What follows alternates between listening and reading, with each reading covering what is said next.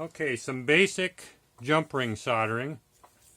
And so if you look at this, and here's your jump ring, and you have the seam, a couple things that are important. You must get these two sides together so that that seam has no light between it. If it does have light between it and you put the solder on there, it'll have a tendency to jump to either side. So it's very important that that is closed. Another thing, I always take a small file and I file across there just a tiny bit. And what that does is when you pick up your solder, it will help in placing it where it needs to go and drawing it down into the seam. So that's very important. Second of all, I mean, there's a lot of different ways. I like to take like a piece of masking tape and just put it on the stone, just so that if it sits on here, it's not going to scratch.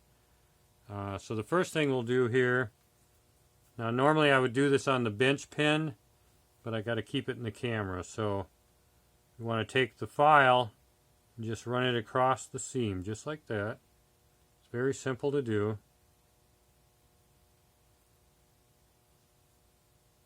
And it's best to do them all at once, just to, since you're doing it on one, you might as well take care of all of them at the same time. So there's two. And I've squeezed these so close together, it's almost hard to find, there we go, where the seam's at. There's number 3. Okay. Now the next thing, you could use hard or medium. I'm going to use medium here just to make it easier. And so I like to use a strip solder or a piece of plate solder, but I never would use wire solder, and I definitely would never use, I don't know what it is, paste solder. In fact, I don't think I've ever used it. So I would cut super small strips. And cut enough of them because you're probably going to drop a few. Just like that.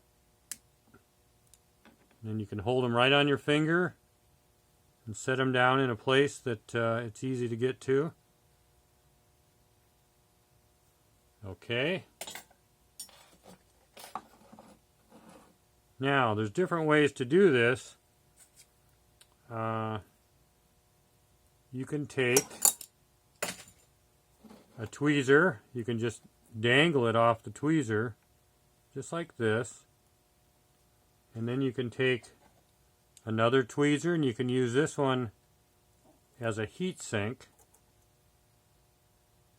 Put that on the other side. And that if the heat's flowing down, it's going to stop at the tweezers and go onto the tweezers faster than it's going to drop down and get onto your stone there. So the heat sink works really well. So you want a small pinpoint flame. So I take a little bit of flux right on the seam, just like that.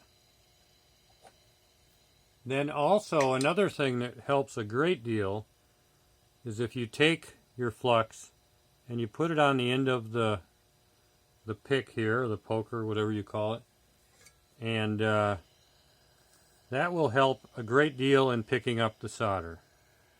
So we'll pick up a piece here, set it right down on that seam,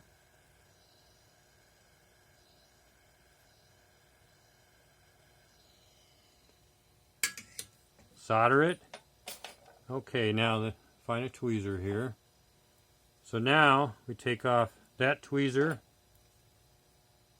Nothing is hot at all at this point, and I could continue to solder this. I mean, I can even put it in my finger. But another way to do it would be to put it in some water, just like that. And that will definitely protect that stone. And you don't need the other tweezer. So we can put a little bit of flux on there.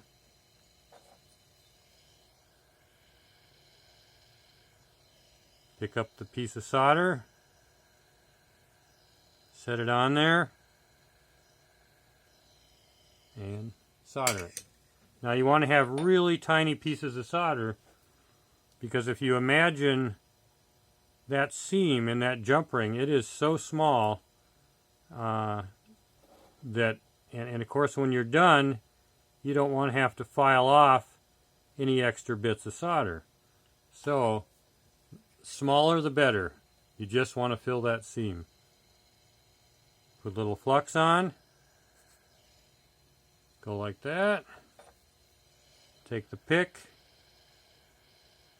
And I would say these are about twice the size of what you'd really want to use for solder. But I chose this side just so you could see it better.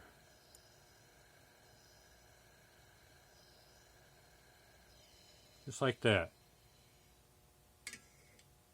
Now another way that some people might say to do this would be to take a piece of paper towel, just a strip like this, and you could put it in some water, and then you could take and you could wrap it around your stone, and that would work as well.